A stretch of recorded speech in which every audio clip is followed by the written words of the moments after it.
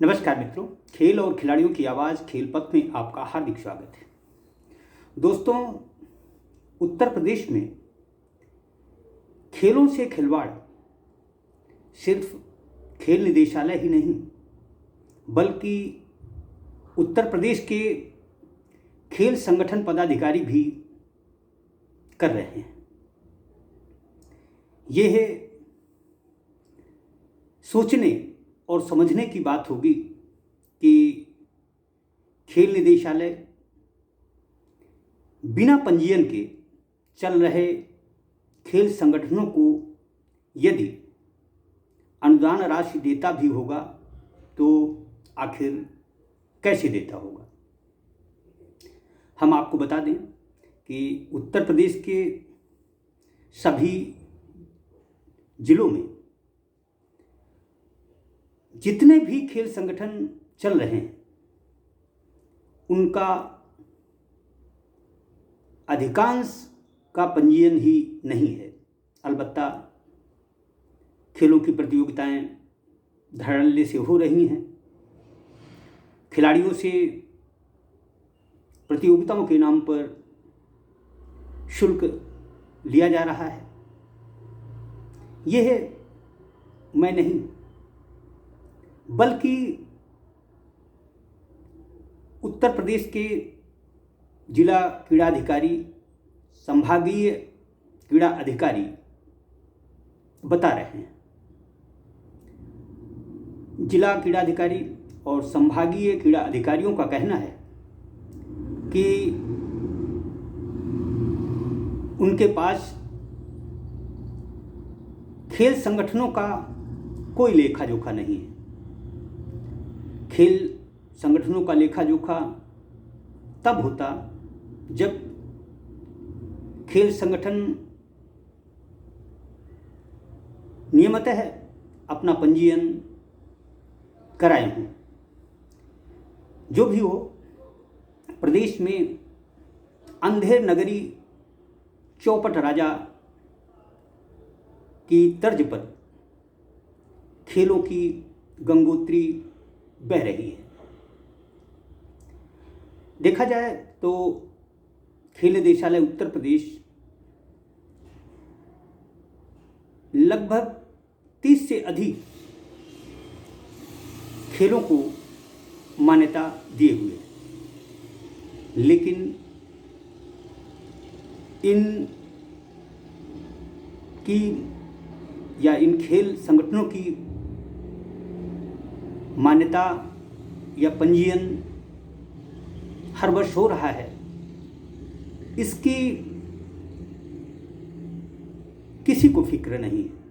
अलबत्ता जिला क्रीड़ा अधिकारी, संभागीय क्रीड़ा अधिकारी यह जरूर कह रहे हैं कि उनके पास पंजीयत खेल संगठनों की कोई सूची नहीं है। हम आपको बता दें कि कुछ माह पहले उपनिदेशक खेल मुद्रिका पाठक के खिलाफ कानपुर के कुछ खेल संगठनों ने भी न केवल हंगामा काटा था बल्कि उनकी कार्यप्रणाली को लेकर भी उंगली उठाई थी।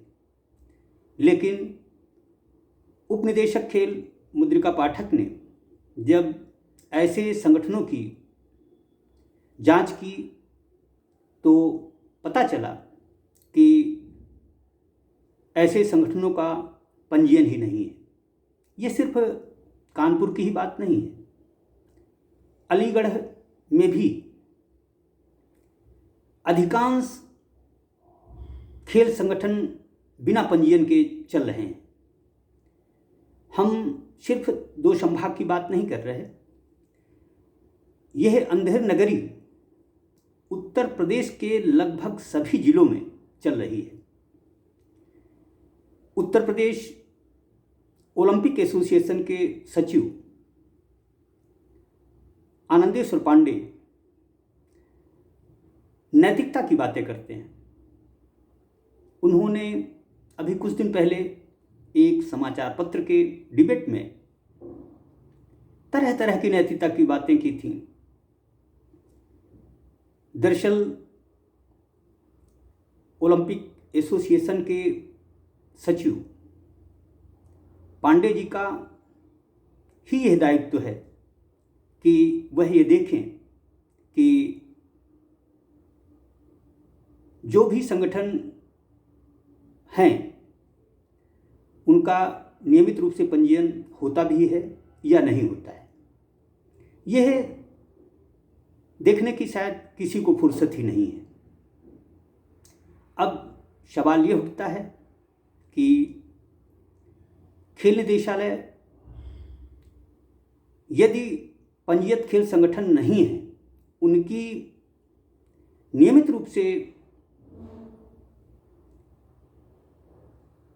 पंजीयन नहीं होता तो उन्हें अनुदान यदि दिया जाता है तो किस नियम और शर्त के अनुसार दिया जाता है। जो भी हो, मैं पहले भी कह चुका हूँ कि उत्तर प्रदेश में खेलों से खिलवाड़ के मामले में सिर्फ खेल निदेशालय ही नहीं, खेल संगठन पदाधिकारी भी बराबर के हिस्सेदार हैं। हम कह सकते हैं कि सब कुछ मिली भगत से चल रहा है, नुकसान खिलाड़ियों का होता है। बहुत सारी जांचें होती हैं, लेकिन वह जांचें बिना निष्कर्ष के रफा दफा कर दी जाती हैं। दरअसल उत्तर प्रदेश में तुम मेरी न कहो मैं तेरी न कहूँ की तर्ज पर खेल चल रहे हैं, नुकसान खिलाड़ियों का हो रहा है। कहने को उत्तर प्रदेश के खेल निदेशक राम प्रकाश सिंह हॉकी के बड़े खिलाड़ी रहे हैं। उन्होंने हॉकी की इतनी सेवा की है कि उन्होंने पिछले 3 साल से ध्यानचंद अवार्ड के लिए नामांकन तक किया है। अफसोस की बात है, उत्तर प्रदेश के सबसे बड़े नगर जिसे हम कानपुर कहते हैं, कानपुर महानगर में मानक के अनुरूप एक भी हॉकी मैदान नहीं है। इतना ही नहीं, हॉकी के अधिकांश जिले के खिलाड़ी दूसरे प्रदेशों को पलायन कर रहे हैं। इतना ही नहीं, हॉकी में अधिकांश जिले की पंजीयन ही नहीं हुए हैं। यानी सब कुछ साहब की कृपा पर चल रहा है।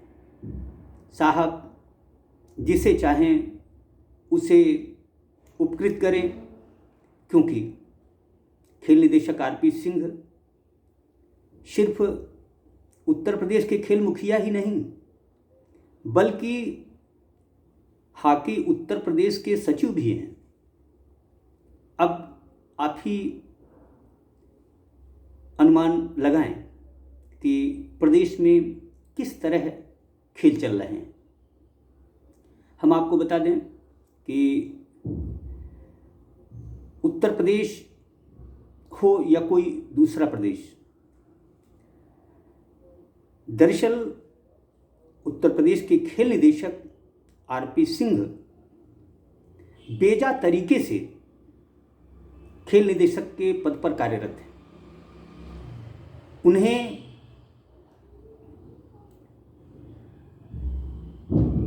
एक नहीं 3 पदों पर काम करने का अधिकार किसकी सह से मिला हुआ है, यह भी जांच का विषय है। प्रमुख सचिव खेल कल्पना अवस्थी से आरटीआई के तहत जानकारी मांगी गई, लेकिन 2 माह हो जाने के बावजूद उनकी तरफ से कोई जवाब नहीं मिला है।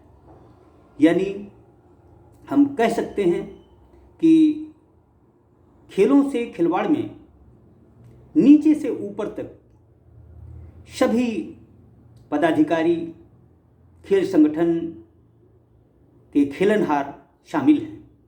नुकसान सिर्फ और सिर्फ खिलाड़ियों का हो रहा है, क्योंकि वह ठगे जा रहे हैं। भविष्य में जिन प्रतियोगिताओं में शिरकत कर वह मेडल जीत रहे हैं, उन पर भी उंगली उठेगी। यह तब होगा जब वह किसी प्रतियोगी परीक्षा में शामिल होंगे। जो भी हो, खेलों का यह नज़ारा कहीं से भी अच्छा नहीं कहा जा सकता। आनंदेश्वर पांडे जिस नैतिकता की बात करते हैं, उनको सबसे पहले नैतिकता का पाठ स्वयं पढ़ना चाहिए, अपने खेल संगठन पदाधिकारियों को पढ़ाना चाहिए, उसके बाद सरकार पर उंगली उठानी चाहिए।